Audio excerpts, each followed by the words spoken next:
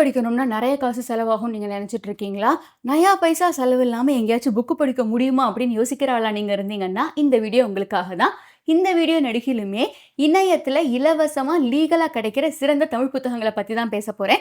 ஒரு மொழியாக்க புத்தகம், ஒரு பிலோசஃபி புத்தகம், கவிதை தொகுப்பு, சிறுகதை அப்படின்னு எக்ஸ்டென்சிவா சொல்லியிருக்கேன். முதல்ல நான் சொல்லப் போற புத்தகம் வந்து திருநெல்வேலி சரித்திரம் அப்படிங்கிற புத்தகம் கால்டுவெல் அவர்கள் எழுதினது. இந்த மாதிரி திருநெல்வேலி இது சார்ந்த வரலாற பத்தி ஆங்கிலத்துல முதல்ல எழுதப்பட்ட ஒரு புத்தகமும் இதுதான். பாண்டியர்கள், பாளையக்காரர்கள், நாயக்கர்கள் எல்லாருமே அந்த காலத்துல எப்படி இருந்தாங்க, அவங்களுடைய வரலாறுலாம் என்ன, பிரிட்டிஷ்காரங்க வந்து எப்படி வந்தாங்க, என்ன ஆட்சி பண்ணாங்க, அந்த இடத்துல என்ன நடந்தது அப்படிங்கறத பேசுற ஒரு புத்தகம் தான் இது.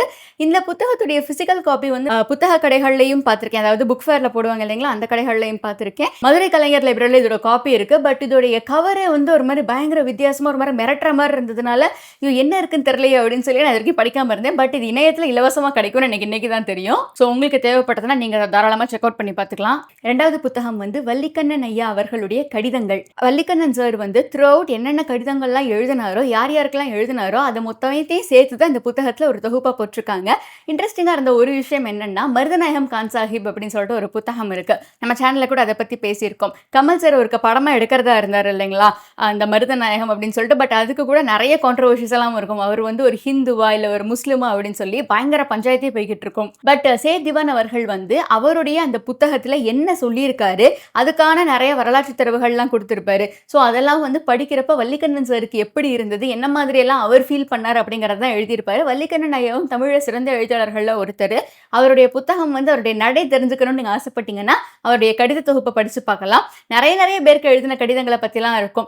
நிறைய பேர்லாம் கூட சொல்லியிருப்பாங்க, ஐயா உங்களை வந்து பார்க்க முடியுமா ஐயா, உங்ககிட்ட இது பண்ண முடியுமா ஐயா அப்படின்னு கேட்டு அதில் எழுதின கடிதங்கள்லாம் கூட நிறைய இருக்கும். அடுத்ததா வந்து புலியூர் கேசியன் அவர்களுடைய அந்த திருக்குறள் உரையை ரெக்கமெண்ட் பண்ணலாம். அது ரொம்ப நல்லா இருக்கும், ரொம்ப எளிமையா படிச்சு புரிஞ்சுக்கிற மாதிரி இருக்கும் அப்படின்னு நினைச்சிட்டு நான் புலியூர் கேசியன் அவர்களுடைய அந்த புத்தகத்தை தேடிட்டு இருந்தப்பதான் எனக்கு கண்ணுக்கு ஒரு இன்ட்ரெஸ்டிங்கான புத்தகம் கிடைச்சிச்சு.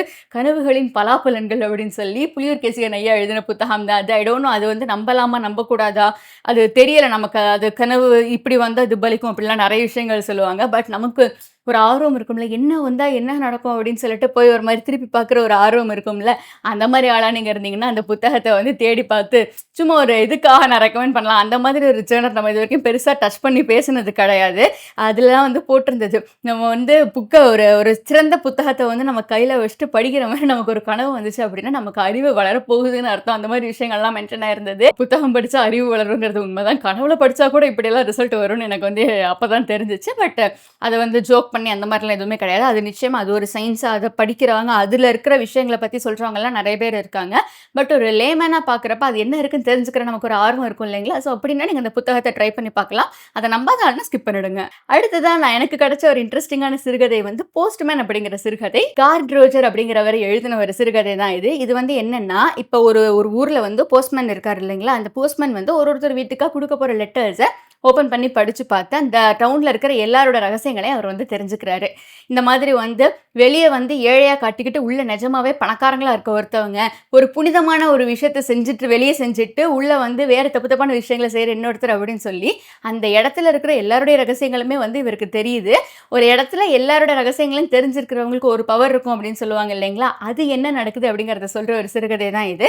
ஸோ மொழிபெயர்ப்புகள் அப்படின்னு பார்க்குறப்ப இது வந்து ஒரு மாதிரி இன்ட்ரெஸ்டிங்காக இருந்தது. ஆனால் இதுக்கூட எண்டிங் வந்து நிறைய பேர் நிறைய விதமாக வந்து இன்டர்பிரட் பண்ணி போட்டிருப்பாங்க. இணையத்திலே நான் பார்த்தேன். சில பேர் வந்து ஒரு வேறு விதமான எண்டிங்ஸ் எல்லாம் கூட சொல்லியிருந்தாங்க. என்ன நடக்கும், இந்த மாதிரி இனிமேல் வந்து இதுதான் நடக்க போகுது அப்படிங்கிற மாதிரியும். வேறு சிலர் வந்து இது ஒரு ஓப்பன் எண்டட் எண்டிங், அவ்வளோதான், இப்போ அவர் பார்க்குறாரு, அவர் தானே பவர்ஃபுல்லாக உணர்றாரு, அவ்வளோதான் அப்படின்னு சொல்லுவாங்க. போஸ்ட்மேன் அப்படின்னு சொல்லி இதே தலைப்பில் நம்ம இந்தியன் ரைட்டரான தாகூர் அவர்களுடைய ஒரு சிறந்த புத்தகமும் வந்து இருக்கு. அடுத்ததாக சாக்ரட்டிஸ் அவர்களுடைய ஒரு புத்தகம் விஷக்கோப்பை அப்படிங்கிற புத்தகம். உங்களுக்கு வந்து ஃபிலாசபி அதெல்லாம் நீங்கள் டச் பண்ணி படித்து பார்ப்பீங்க அப்படின்னா நீங்கள் அந்த புத்தகத்தை ட்ரை பண்ணி பார்க்கலாம். சாக்ரட்டிஸ், பிளாட்டோ அந்த மாதிரி வந்து உலகின் தலை சிறந்த பிலாசபர்ஸ் உடைய நிறைய விஷயங்கள்லாம் அந்த மாதிரி புத்தகங்களில் சொல்லியிருந்தாங்க. சாக்ரட்டிஸ் அவர்களுடையது வந்து நான் பெருசாக எடுத்து படித்தது கிடையாது இது வரைக்கும். அதனால வந்து எனக்கு அவருடைய ஐடியாலஜிஸ் பெருசாக ஐடியா இல்லை. ஸோ உங்களுக்கு ஏதாவது தெரிஞ்சதுன்னா கீழே கமெண்ட்ல சொல்லுங்க. அடுத்ததான் நான் சொல்ல போகிற புத்தகம் வந்து தமிழ சிறந்த எழுத்தாளர்களில் ஒருத்தரான அசோகமித்திரன் சார் அவர்களுடைய சிறுகதைகள் புத்தகம். அண்ட் அசோகமித்திரன் சாரோட சிறுகதைகளும் சரி, கல்கி அவர்களுடைய சிறுகதைகள், அதாவது பொன்னியின் செல்வன், சிவகாமியின் செல்வன்லாம் எழுதினார் இல்லைங்களா, அவருடைய சிறுகதைகளுமே வந்து இணையத்தில் இலவசமாக வந்து கிடைக்குது. எனக்கு இதில அசோகமித்ரன் சார் கூட வந்து நல்லா கனெக்ட் ஆயிக்க முடிஞ்சுச்சு. நான் ஃபர்ஸ்ட் டைமே வந்து படிச்சாலும், ஒரு மாரி ஜெனரேஷனல் கேப்பு, குடும்பத்தில இருக்க உறவு சிக்கல்கள் அப்படின்னு சில சிறுகதைகள் படிச்சப்போ ஓரளவு கனெக்ட் ஆகுற மாரி இருந்தது. பட் கல்கி சாரோட சிறுகதைகள் நமக்கு வந்து நாவல படிச்சுட்டு நம்ம அதே ஒரு ஸ்டாண்டர்ட் அந்த மாதிரி எதிர்பார்க்கிறோமா என்னன்னு தெரியல. கல்கி சாரோட சிறுகதை ஆக்சுவலி ஒரு பெரிய பல்கி புக் உண்டு. தினம் ஒரு கதை அப்படின்னு சொல்லிட்டு நான் லைப்ரரியில லெண்டிங் எடுத்திருந்தேன். அது எனக்கு அவ்வளவா வந்து செட் ஆகல. பட் அதுக்கு நெறைய நல்ல ரிவ்யூஸ்லாம் சொன்னவங்களும் இருந்திருக்காங்க. அது மாரி படிக்க படிக்க ரொம்ப நல்லா இருந்தது. அதாவது வித்தியாசமா இருந்தது. அவர் எழுதின அந்த வரலாற்று நாவல்கள் தவிர்த்து பார்க்குறப்ப வந்து ஒரு புதுசா இருந்தது அப்படின்லாம் சொல்லியிருந்தாங்க. ஸோ உங்களுக்கு தேவைப்படுதுன்னா நீங்க அத செக் அவுட் பண்ணி பாருங்க. அடுத்தது வந்து தோப்பெருமை சிவன் ஐயாவுடைய புத்தகங்கள். இவரோடது வந்து பல ஒர்க்ஸ் நேஷனலைஸ்டா இருக்கு. நெறைய ஒர்க்ஸ் வந்து இணையத்தில லீகலா இலவசமாவே கிடைக்குது. அறியப்படாத தமிழகமும் வந்து அதுல ஒண்ணு. ஆனா ஒரு விஷயம் என்ன புரியலன்னா, தோப்பசி ஐயாவ வந்து போட்டு சமீப காலமா சோஷியல் மீடியால பயங்கரமா வறுத்தெடுத்துக்கு இருக்காய்ங்க. I don't know what is going behind that. ஏதோ அவர் வந்து இந்த மாதிரி கருத்துக்கள் சொல்றாரு, இப்படி சொல்றாரு, இவங்களுக்கு எகெயின்ஸ்டா சொல்றாரு அப்படின்னு சொல்லி நெறைய பேர் அவர என்னமோ புதுசா திட்ட ஆரம்பிச்சிருக்காங்க. கமல் சார் வந்து அவர அறிமுகப்படுத்தினப்ப கமல் சாரோட பிக் பாஸ்ல இருந்து தான் எனக்கு அவர வந்து தெரியும். நெறைய பேருக்கு அந்த மாதிரி தான். பட் அவர் அறிமுகப்படுத்தின அந்த ஒரு காலகட்டத்தில அவர் மேல வந்து இவ்ளோ ஹேட்ரட் இல்ல. பட் இப்ப வந்து ஜெனுவினாவே புரியல. ஏன் நெறைய பேர் வந்து காஸ்ட் ரீசன்ஸ் சொல்லி, அவரு பிறந்த இடம் அந்த மாதிரி ரீசன் சொல்லி ஒரு மாரி டிஸ்கிரிமினேட் பண்றாங்க. அவரு தப்பான தகவல்கள் சொல்றாரு அப்படின்லாம் சொல்றாங்க. பட் அதெல்லாம் எந்த அளவுக்கு உண்மைன்னு தெரியல. யாருக்காச்சும் அதில ஏதாவது கிளாரிட்டி தெரியும் அப்படின்னா கீழ கமெண்ட்ல சொல்லுங்க. ஒருக்கா வேள்பாரி பத்தி பேசினப்பயே நான் இப்படிதான் கமெண்ட்ல கேட்டிருந்தேன். யாருக்காச்சும் இந்த வேள்பாரியை ஏன் போட்டு எல்லாருமே அடிக்கிறாங்கன்னு தெரியுமா அப்படின்னப்ப நெறைய பேர் நெறைய ரீசன்ஸ் எல்லாம் சொல்லியிருந்தாங்க. ஸோ தோப்பசி ஐயா பத்தி உங்களுக்கு ஏதாவது தெரியும்னா சொல்லுங்க. அடுத்த புத்தகம் வந்து தமிழர் திருமணத்தில் தாலி அப்படிங்கிற புத்தகம். இத பத்தி நான் நம்ம சேனல்ல வந்து விரிவா பேசியிருக்கேன். ஆக்சுவலி இந்த கல்யாணம் அப்படிங்கிற சடங்கு வந்து எப்படி ஆரம்பிச்சுச்சு, 2 பேர் வந்து மீட் பண்ணி கல்யாணம் பண்ணிக்கிறது அப்படின்னு சின்ன செட்டப்பா இருந்தது. அவங்களுடைய தோழர்கள், தோழியர்கள் எல்லாம் உள்ள வர்றது, சொந்த பந்தங்கள் உள்ள வர்றது, ஐயர் உள்ள வர்றது, நெருப்பு உள்ள வர்றது அப்படின்னு சொல்லி ஒரு பகுதியா வந்து இந்த புத்தகம் நெடுகிலுமே வந்து சொல்லியிருந்திருப்பாங்க. அது நான் ஃபிக்ஷன் புத்தகம் தான். ஆனாலும் படிக்க படிக்க ஒரு மாரி ரொம்ப இன்ட்ரெஸ்டிங்கா இருந்தது. நம்ம வரலாறு வந்து அப்படியெல்லாம் இருந்திருக்கா? ஏன்னா இந்த காலத்துல வந்து அந்த ஒரு விஷயத்த நம்புறவங்க இருக்காங்க, நம்பாதவங்க இருக்காங்க. மனுஷங்க மேல மனுஷங்க வைக்கிற நம்பிக்கையும், அந்த அன்பும், பரஸ்பர மரியாதையும் தான் வாழ்க்கையில எல்லா கட்டங்கள்லயுமே கூட நிக்கும் அப்படிங்கிறது ஒரு தாழ்மையான கருத்து. அடுத்த புத்தகம் வந்து பிரதாப முதலியார் சரித்திரம். தமிழுடைய முதல் 5 நாவல்களுமே இன்ஃபாக்ட் இணையத்துல வந்து இலவசமா கிடைக்குது. நான் அத பத்தி ஒரு வீடியோ பண்ணலாம்னு இருக்கேன். ஆக்சுவலி நான் அத படிச்சுட்டு இருக்கேன். அதனால என்னால அத பண்ண முடியல. பட் தமிழோட முதல் 5 நாவல்கள பத்தி நீங்க இதுவரைக்கும் படிச்சிருக்கீங்களா? அது வந்து அந்த கதைகள்லாம் உங்களுக்கு என்ன மாரி ஃபீல் ஆச்சுன்னு கமெண்ட்ல சொல்லுங்க. ஏன்னா பிரதாப முதலியார் சரித்திரத்துடைய மெயின் லைனே என்ன அப்படின்னா, good people will always win.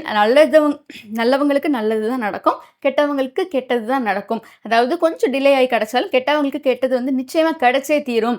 அவங்க டிலே அப்படின்னு சொல்றது கூட கொஞ்சம் காலமா தான் இருக்கும். ஸோ வந்து ட்ரூத் வில் ஆல்வேஸ் வின் அப்படிங்கிற ஒரு பெரிய நல்ல விஷயத்த வந்து அந்த புத்தகத்துல சொல்லியிருந்திருப்பாங்க. இப்ப நம்ம பலதரப்பட்ட நாவல்கள்லாம் படிச்சு பார்த்ததுக்கு அப்புறமா அத படிக்கிறப்ப நமக்கு எவ்வளவு கனெக்ட் ஆகும் அப்படிங்கிறது தெரியல. பிகாஸ் திஸ் ஜெனரேஷன் ஆஃப் ரீடர்ஸ்க்கு அந்த புத்தகம் எவ்வளோ கனெக்ட் ஆகும் அப்படின்னு தெரியல. என்ன போர் அடிக்குது, என்ன நல்லவங்க என்ன ஜெயிக்கிறாங்க, கெட்டவங்க டக்கு டக்குன்னு தோக்குறாங்க அப்படின்ற மாதிரி ரிவ்யூஸ் எல்லாம் அந்த புத்தகத்துக்கு வந்து இருந்திருக்கு.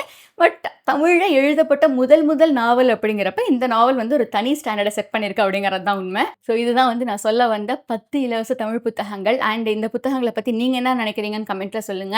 இது தவிர்த்து வேற என்ன நேஷனலைஸ்டு ரைட்டரோட புத்தகங்களை படிக்கலாம் அப்படின்னு சொல்லுங்க. அப்படியே நான் சப்ஸ்கிரைபும் பண்ணிக்கோங்க. Thank you so much for choosing to watch this video.